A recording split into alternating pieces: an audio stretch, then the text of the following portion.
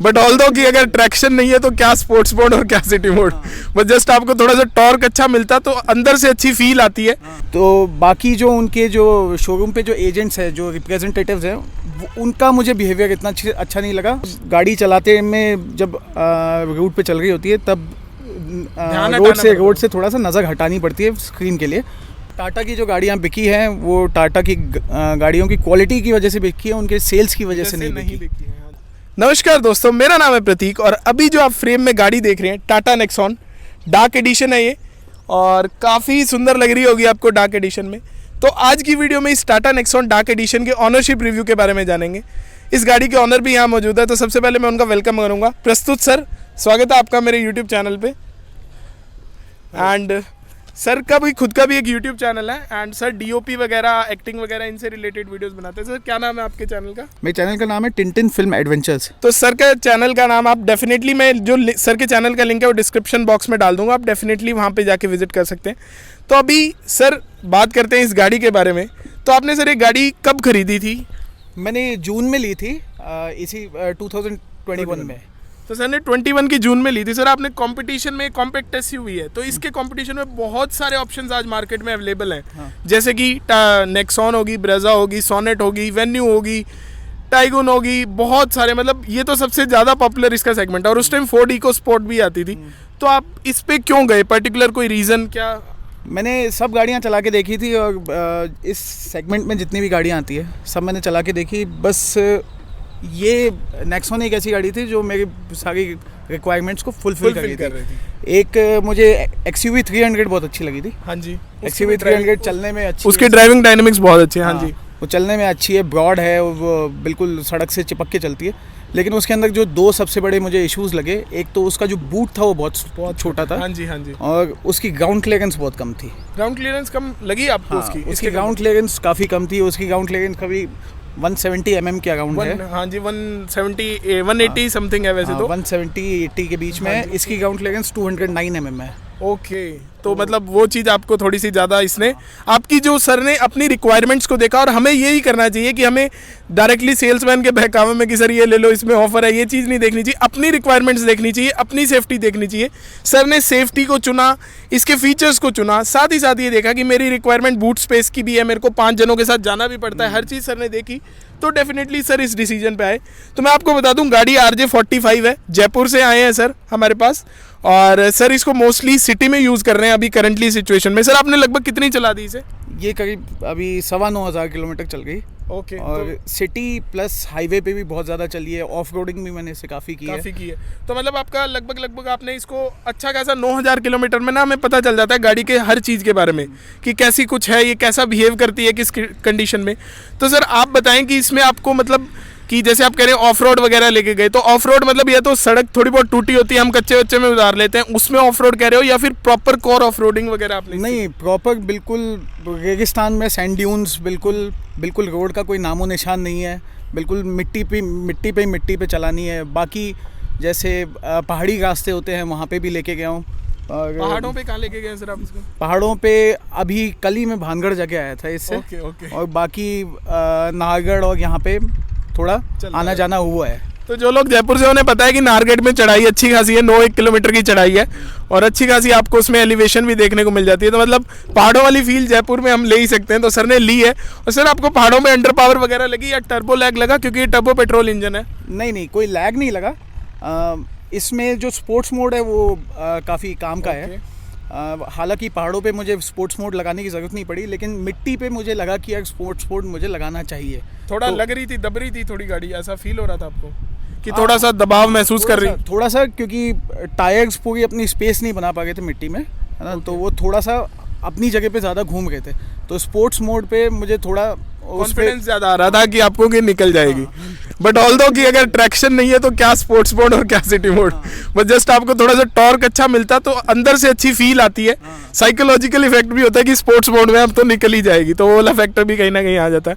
तो सर एक सबसे बड़ी बात कि टाटा की प्रोडक्ट वाइज बहुत अच्छे प्रोडक्ट्स हैं, चाहे नेक्सॉन ले लो, पंच ले लो, इतनी फेमस हो रहे हैं। टाटा बहुत ग्रो किया है। अभी तो दिसंबर में इसकी सेल्स हुंडई से भी आगे निकल गई थी। एक चीज में टाटा हमेशा से लैग कर रहा है अपनी आफ्टर सेल सर्विस में। आपने केसेस सुने होंगे चंडीगढ़ दादा मोटर्स वाले, या भी जो गुड़गांव वाले में चल रहा है एक टाटा हैरियर का केस कि वो गाड़ी में मैन्युफैक्चरिंग डिफेक्ट्स बहुत ज़्यादा, मतलब सब गाड़ियों में आते हैं बट सुनवाई नहीं है टाटा में। तो आपको कैसी लगी इसकी आफ्टर सेल सर्विस वगैरह?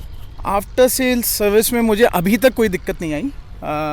अभी बहुत रिस्पॉन्सिव हैं टाटा वाले, और वैसे भी मैं भी कोई बहुत अच्छी तरीके से बात नहीं करता। अगर कोई टेढ़ा मेढ़ा कुछ कोई भी अगर कमी होती है तो मैं भी थोड़ा खींच के रखता हूँ। तो बाकी जो उनके जो शोरूम पे जो एजेंट्स हैं, जो रिप्रेजेंटेटिव्स हैं, उनका मुझे बिहेवियर इतना अच्छा नहीं लगा। आफ्टर सेल सर्विस जो सर्विस सेंटर के अंदर जो है, उनके मुझे कोई अभी तक कमी नहीं लगी। तो जो भी जयपुर से देख रहे हैं और टाटा की सर्विस से परेशान है तो सर करवाते हैं कमल एंड कंपनी, जो कि पड़ता है गांधीनगर रेलवे स्टेशन के पास।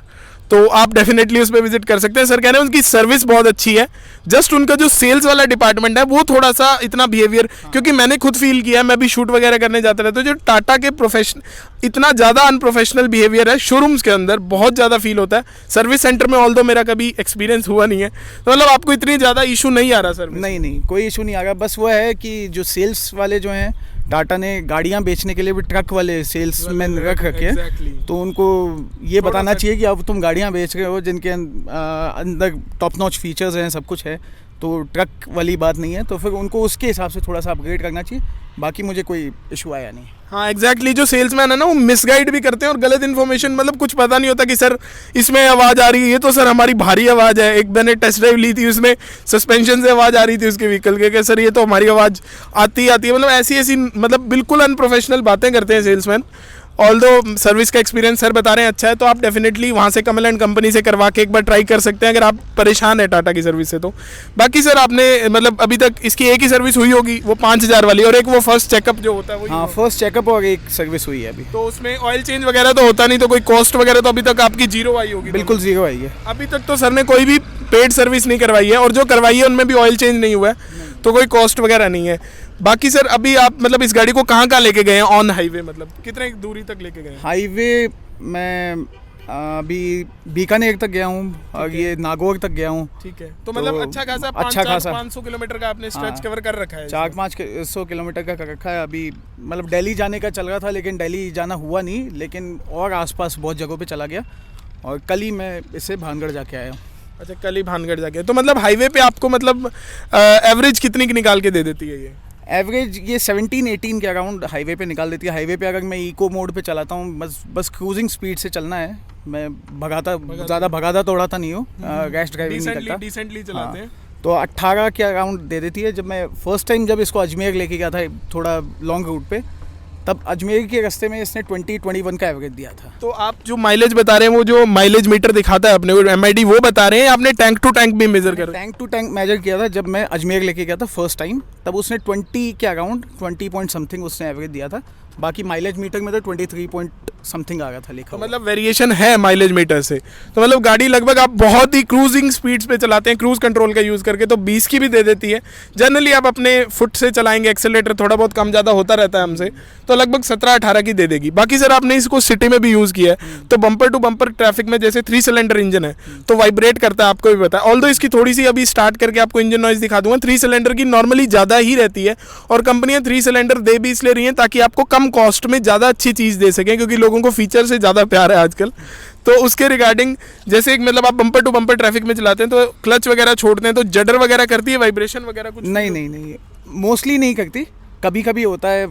कभी जैसे अगर हम थोड़ा सा स्लोप में खड़े हैं, हाँ जी, और गाड़ी थोड़ी सी पीछे की साइड जाती है, तो उसमें वो अपने आप ऑटोमेटिक ब्रेक लगाता है। तो है इसमें ऑटो होल्ड है, आता है ऑटो होल्ड है, वो 2 सेकंड के लिए अपने आप होल्ड करता है। तो जब वो ऑटो होल्ड करता है, उस टाइम जब उठाते हैं तब थोड़ी सी जर्क करती है, वैसे नहीं थोड़ी सी वाइब्रेट थोड़ी सी जोर लेती है, फिर उसके बाद वो पुल करते हैं, वैसे जनरली नहीं करती।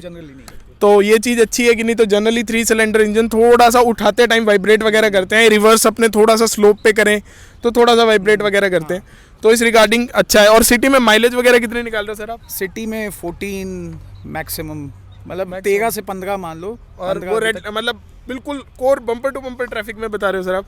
बम्पर टू बम्पर बहुत ज़्यादा मैंने चलाई नहीं, ज़्यादातर मैंने वो लाइट्स वाले में ही हाल लो, जैसे मतलब जो बड़ी बड़ी लाइट टू लाइट चलाई है सर ने, red light to red light, तो उसमें तो 13 to 15 ये करीब ट्रैफिक वो एवरेज दे देती है। तो सर बात करें इसके मतलब आपने 9,000 किलोमीटर चला लिए, तो कोई ऐसा आपने इसमें फील किया हो कि इसमें नेगेटिव है ये, मतलब कि क्या क्या नेगेटिव्स आपको बेसिकली इससे लगते हैं कि जो चीज़ ये अच्छी होती तो और बेहतर होती? नेगेटिव मुझे सिर्फ एक ही पॉइंट लगा इसमें कि उसमें इंफोटेनमेंट के बटन्स हटा लिए। बटन हटा लिए, हाँ ये चीज़ मैंने वॉक अराउंड में जब गाड़ी चलाते में जब रूट पे चल रही होती है तब रोड से थोड़ा सा नज़र हटानी पड़ती है स्क्रीन के लिए।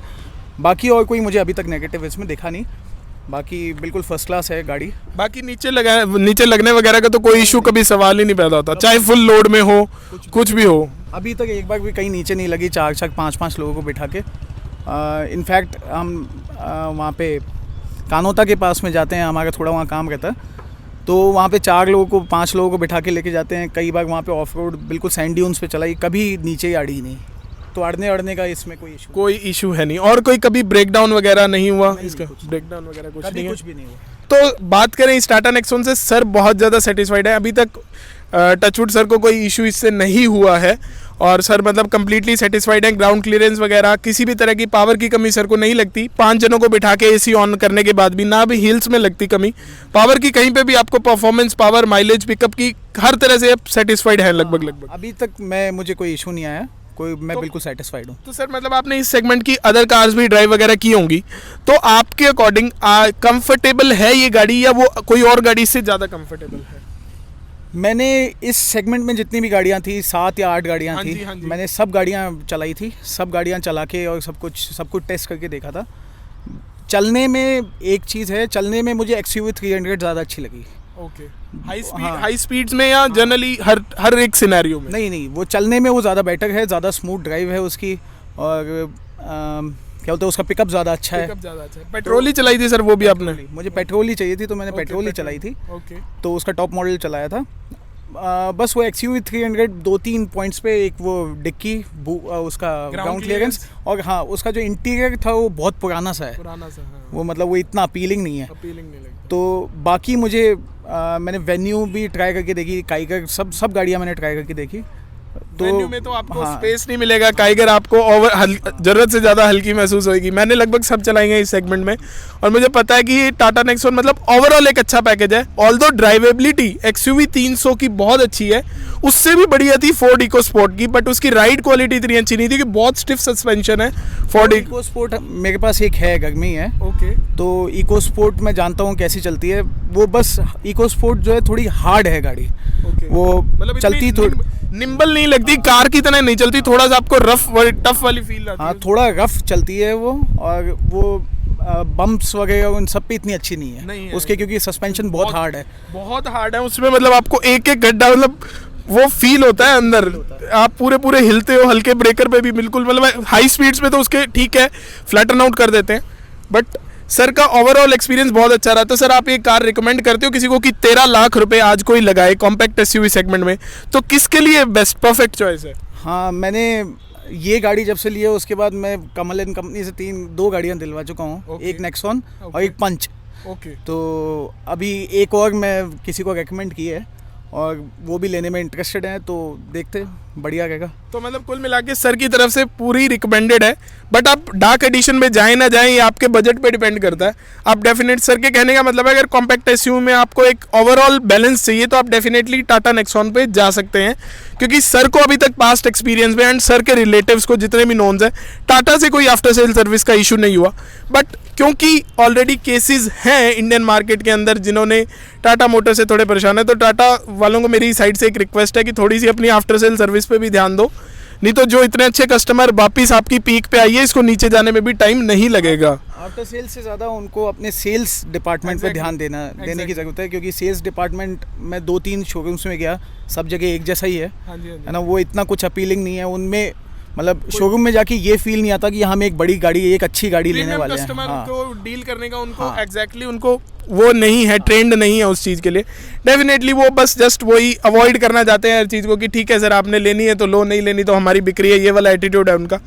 तो ये हाँ जी, तो टाटा की जो गाड़ियाँ बिकी हैं वो टाटा की गाड़ियों की क्वालिटी की वजह से बिकी है, उनके सेल्स की वजह से नहीं बिकी है। हाँ, अगर उनके ऊपर रहता तो शायद नहीं बिकती गाड़ियाँ, नहीं बिकती। एग्जैक्टली, टाटा इतना ज़्यादा सेल्स फिगर अटेन नहीं कर पाती। तो ये सब कुछ थे सर के impressions and experience about Tata Nexon. Sir ने 9000 किलोमीटर चला लिए, लगभग 9 महीने हो गए हैं सर को गाड़ी परचेज किए को, तो अच्छा खासा आपको सब चीज़ें पता चल गई होगी इन एंड आउट, किन लोगों के लिए भी ये परफेक्ट है, क्या क्या आपकी रिक्वायरमेंट्स है, उनके लिए आपको ये बेस्ट सूट करती है या नहीं करती। अगर आप भी अपना ऑनरशिप रिव्यू शेयर करना चाहते हैं तो आप डेफिनेटली मुझे इस व्हाट्सएप नंबर पे मैसेज कर सकते हैं, आपकी गाड़ी और आपकी लोकेशन में डेफिनेटली आपके वहाँ के ऑनरशिप रिव्यू करूँगा। और अगर आप व्हाट्सएप पे कांटेक्ट नहीं करना चाहते तो आप मुझे इंस्टाग्राम आईडी पे भी डीएम कर सकते हैं या फिर मेरी मेल आईडी पे मुझे मेल कर सकते हैं। और आप डेफिनेटली मेरी जर्नल वेबसाइट पे जाके मैगजीन मेरी पढ़ सकते हैं theautomobilezone.com पे जाके। तो इस वीडियो के लिए इतना ही। अगर आपको ये वीडियो अच्छी लगे तो आप प्लीज़ लाइक कर सकते हैं, ज़्यादा से ज़्यादा अपने फ्रेंड्स एंड फैमिली में शेयर कर सकते हैं, एंड चैनल के सपोर्ट के लिए subscribe button and bell icon को प्रेस कर सकते हैं। Thank you so much for watching, thank you so much for being here.